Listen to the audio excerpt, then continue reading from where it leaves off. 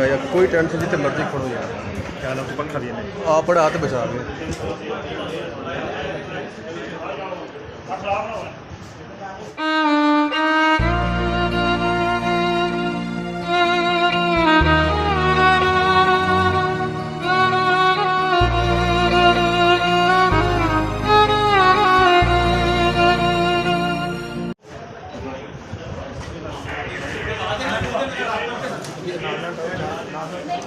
भाई